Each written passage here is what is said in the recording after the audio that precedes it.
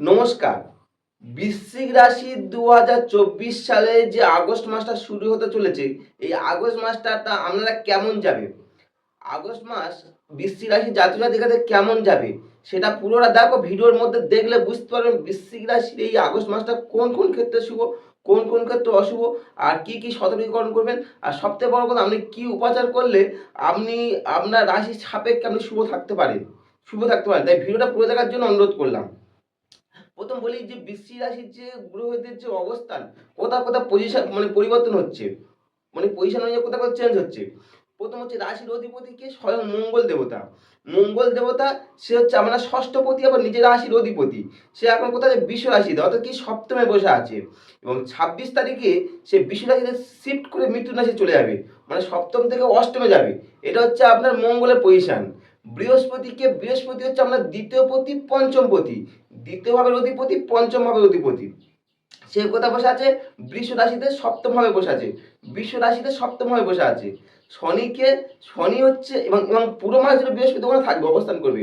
শনি হচ্ছে আমরা তৃতীয় পতি, চতুর্থ পতি, তৃতীয় পতি আর চতুর্থ পতি। এবার সে আমরা চতুর্থ ভাবে বসে আছে কুম্ভ রাশিতে, বক্রী হয়ে বসে আছে।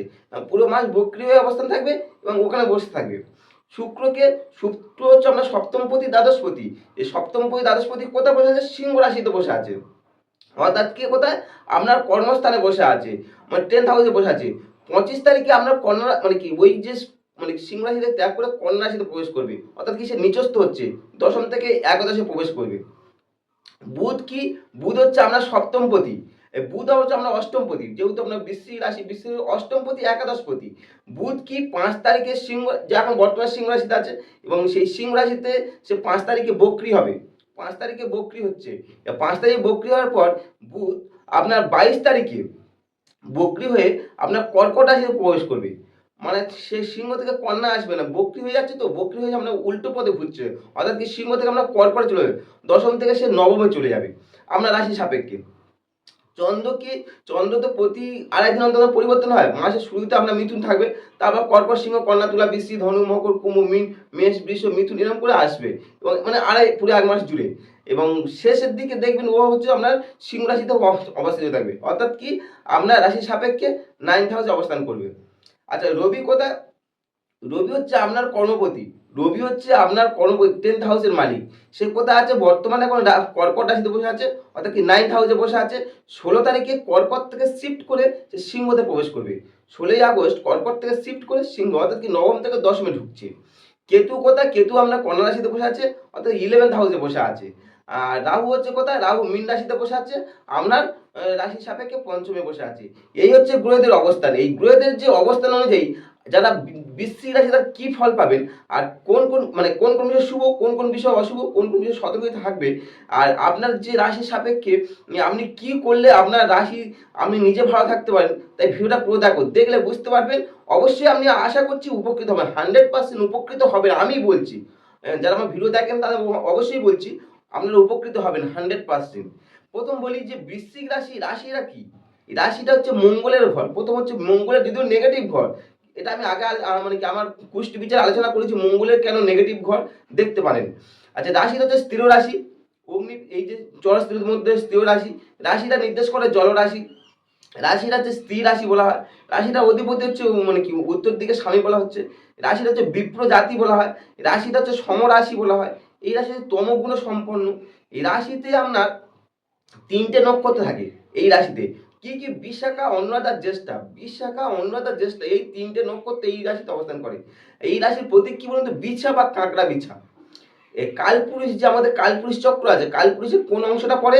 লিঙ্গ বা গ্রহদেশ, এই হচ্ছে রাশির অংশটা পড়ে। এবার বৃশ্চিক রাশি কি? প্রথম বললাম যেহেতু মঙ্গলের ক্ষেত্র, তাই চন্দ্রের এখানে কিন্তু নিচ স্থান হয়। যখন মঙ্গলের ক্ষেত্রে চন্দ্রের নিচ স্থান হচ্ছে, তাহলে কি মনের যে কোথাও যেন একটু চন্দ্র নিচ, কি মনের দিক থেকে কোথাও হলে একটু হলেও আমরা নেগেটিভই থাকে, এই রাশিতে নির্দেশ করে। পুরাতনকে ধ্বংস করে নতুনকে সৃষ্টি করা, এই রাশির ক্যারেক্টারিজম এরকম, এদের মানসিকতা এরকম। এই রাশি খুব ধীর হয়, স্থির হয়, দৃঢ়চিত্ত সম্পর্ক হয়, মানে একদম দৃঢ়চিত্ত, যেটা মনে হয়, এবং স্থির প্রতিজ্ঞ লোক হয়ে থাকে। এই রাশির মানুষরা কি হয়? আত্মনির্ভরশীল হয়। নিজের প্রতি আত্মনির্ভর, মানে কারোর প্রতি যে ডিপেন্ডেন্ট না, নিজের প্রতি আত্মনির্ভরশীল হয়ে থাকে এবং আত্মপ্রত্যয় যুক্ত খুব হয় এরা। এদের ইচ্ছা শক্তি যেমন প্রবল হয়, তেমনি এদের মধ্যে একটু হলেও অহংকার ভাব থাকে। তবে মানে কি খুব যে না হলেও অহংকার ভাব থাকে, কারণ মঙ্গলের ঘর তো।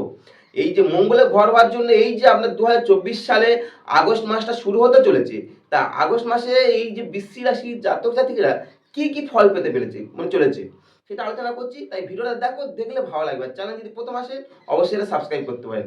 আর পুরো দেখার জন্য এটা আমার অনুরোধ রইল। বৃশ্চিক রাশি জাতকদের কিছু কিছু ক্ষেত্রে খুব শুভ, আর কিছু কিছু ক্ষেত্রে অশুভ, মানে একটু সতর্ক থাকতে হবে। যে ক্ষেত্রগুলো আপনার শুভ হচ্ছে সেইগুলো চেষ্টা করুন আরও সেটাকে কীভাবে ডেভেলপ করা যায়। যত ডেভেলপ করবেন তাহলে আমরা সেই শুভ ক্ষেত্রগুলো আরও বেশি পাবেন। আর যত আমরা যেগুলো সতর্ক সেইগুলো চেষ্টা করুন যাতে ডেভেলপ করে, যে সতর্কীকরণ একটু সাবধানে থাকুন। পারলে সেইগুলো একটু মেনটেন করুন। মাসটা যখন চেঞ্জ হয়ে যাবে, যখন নতুন গ্রহেতে পরিবর্তন হবে, তখন আপনার ক্ষেত্রে শুভত্ব আসবে, যেগুলো সতর্কীকরণ করা হবে। আর শুভত্বগুলো কী কী আলোচনা করতে চলেছি। শুভ হচ্ছে, প্রথম হচ্ছে আয়।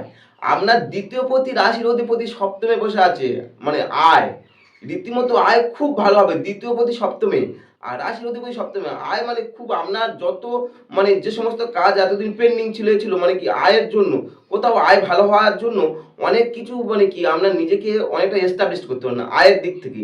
আয় খুব ভালো, এই বিশেষ করে বৃশ্চিক রাশির জাতক জাতিকাদের এই মাসটা আয় মানে মানে অকল্পনীয়। আর দ্বিতীয় পতি খুব পজিশন আছে, রাশির অধিপতি সেও ভালো পজিশন আছে, সপ্তমে আছে, তাহলে ভালো আছে। কিন্তু কিছুটা আমরা বলি একাদশে কেতু থাকার জন্য কিছুটা গোপন আয় হতে পারে। গোপন আয় যেটা আপনি অনেকের কাছে লুকিয়ে থাকতে পারেন, লুকিয়ে থাকতে পারেন আপনার ফ্যামিলির কাছ থেকে বা কোথাও থেকে, নিজেকে একটু হলেও গোপন রাখবে, কারণ একাদশে কেতু। আর যারা কর্মজীবনে চিন্তা করছেন কর্মজীবন আমার কেমন হবে, কর্মজীবন অবশ্যই শুভ হবে, অবশ্যই শুভ হবে। আমরা কর্মজীবনে আপনার জন্য অনুকূল পরিস্থিতি রয়েছে। কর্মপতি হচ্ছে আমরা রবি। রবি এখন কোথায় 9th হাউসে আছে।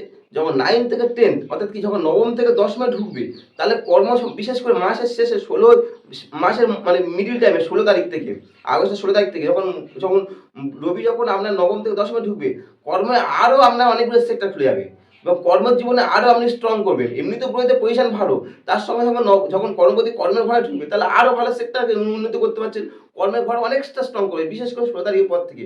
মিলিয়ে নেবেন, আমি যেগুলো বলছি মিলিয়ে নেবেন, তথ্য দিয়ে দিয়ে বলছি কিন্তু।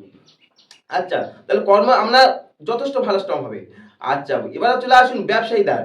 ব্যবসায়ীটা কি হচ্ছে 7th আর 11 থেকে দেখা হয়। তা সপ্তম থেকে যেহেতু ব্যবসা, সপ্তমে আমার রাশির অধিপতি সপ্তমে বসে আছে, এ বসে আছে সবকিছু, তাহলে সেই হিসাবে শুভ ফল দেবে। ব্যবসা যথেষ্ট শুভ ফল পাবেন, খুব শুভ ফল পাবেন। কিন্তু একাদশপতি যেহেতু আপনার হচ্ছে আপনার আপনার বুধ, একাদশপতি বুধ, আর বুধ কিন্তু বক্রি হতে চলেছে। বক্রি মানে কি 5 তারিখ থেকে যখন একাদশপতি বুধ বক্রি হবে, তাহলে কিছু মানে ভুলভ্রান্তি হতে পারে। বুধ যখন বক্রি হয় না, কিছু ভুলভ্রান্তির সিদ্ধান্ত আসতে পারে।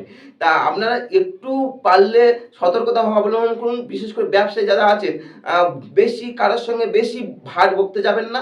পারলে আপনি নিজেকে সতর্ক হন, কারণ বুধ যেই সময় আছে অনেকটা আপনার কথাবার্তা একটু সংযত করুন, তাহলে অনেক কিছু শুভ ফল পাবেন ব্যবসার দিক থেকে।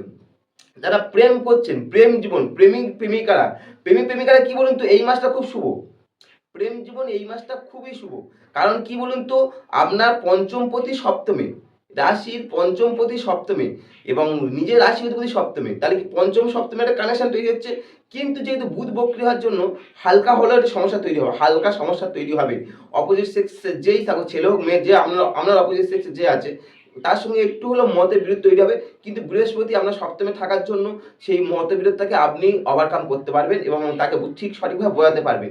প্রেম আর দাম্পত্য জীবন, সপ্তমপতি যেহেতু আপনার বর্তমানে আপনার দশমে আছে, কিন্তু যখন একাদশে ঢুকবে নিচস্থ হবে, কেতুর সঙ্গে অবস্থান হবে, একটু হলে হালকা সমস্যা তৈরি হবে, কিন্তু হ্যাবক কিছু হবে না, সমস্যা হবে না, কারণ বৃহস্পতির দৃষ্টি আছে। বৃহস্পতির দৃষ্টিতে দাম্পত্য জীবন খুব অশুভত্ব দেবে না। এই হচ্ছে বিবাহিত জীবন আর আমরা দাম্পত্য জীবন। পারিবারিক জীবনে হালকা হলেও ছোটখাটো সমস্যা তৈরি হবে। কারণ কি বলুন তো, রাহু আপনার রাশি সাপেক্ষে চতুর্থে বসে, আমরা বসে আছি, পঞ্চমে বসে আছে রাশি সাপেক্ষে। চতুর্থে শনি বসে আছে। একটু পারিবারিক সমস্যা, ছোটখাটো বিষয়ে ঝামেলা হতে পারে, ছোটখাটো বিষয়ে, বড় কিছু না, ছোটখাটো বিষয়। শনি যেহেতু বক্রি হয়েছে চতুর্থভাবে, একটু ছোটখাটো সমস্যা হতে পারে। সেই সমস্যাটা যদি আপনি ওভারকাম করতে পারেন, নিজেকে সেটা যদি পরিবারের সঙ্গে ভালো করে সম্পর্কের মধ্যে যদি ঠিকঠাক রাখতে পারেন, তাহলে শুভ ফল পাবেন। নাহলে একটু হালকা সমস্যা তৈরি হতে পারে পরিবার জীবনে, পরিবার নিয়ে যারা আছে। শিক্ষার্থীরা যারা আছে, এডুকেশন সেক্টর আছে, পঞ্চমে যেহেতু বৃহস্পতি সে রীতিমতো সপ্তমে বসে আছে, ঠিক আছে, তাহলে আপনার এডুকেশন সেটা শুভ দেবে। এবং আমরা ভাগ্যপতি সে রীতিমতো ভালো মানে কি কন্টিনিউয়াস ভালো যা পজিশনে রয়েছে, কর্মপতি সে একটা ভালো পজিশন রয়েছে। তা সব মিলে আপনার যারা এডুকেশন সেক্টর আছে খুব ভালো রেজাল্ট পাবেন। হালকা পাতার সম্মুখীন হতে পারেন, কারণ কি বলুন তো, শনি এখন যেহেতু বক্রি হয়ে আছে বা আপনার পঞ্চমে যেহেতু রাহু বসে আছে, সেই হিসাবে পঞ্চমে রাহু বা শনি হালকা সমস্যা হতে পারে, কিন্তু সেই সমস্যা যেহেতু গ্রহদের অন্যান্য গ্রহদের ভালো পজিশন থাকার জন্য অনেকটা ওভারকাম করে উঠতে পারবে। শিক্ষার্থীরা স্বাস্থ্যের দিক থেকে এই মাসটা একটু হালকা সমস্যা হবে, খুব বেশি সমস্যা হবে না, বড় কোনো সমস্যা নেই, চিন্তা করতে হবে না, স্বাস্থ্য যথেষ্ট শুভ থাকবে। যদি মনে হয় আপনারা এই যে রাশি সাপেক্ষ গ্রহদের পজিশন অনুযায়ী যদি মনে করেন যে আপনারা ভালো থাকতে চান, আরও বেশি ভালো থাকতে চান, অবশ্যই ভগবান শ্রী কার্তিকের আপনারা আরাধনা করতে পারেন। বা আপনি যদি মনে করেন যে মন্দিরে গিয়ে কোনো ভোগ হিসাবে বোঁদের লাড্ডু দিতে পারেন, মানে বোঁদের লাড্ডু যদি ভোগের হিসাবে মানে ভগবানকে দিতে পারেন, সেখানে আপনি শুভ ফল পাবেন। আর যারা আমার ভিডিও দেখছেন তাদেরকে আমার অসংখ্য অসংখ্য ধন্যবাদ।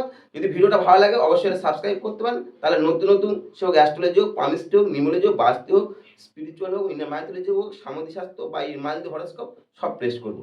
নমস্কার।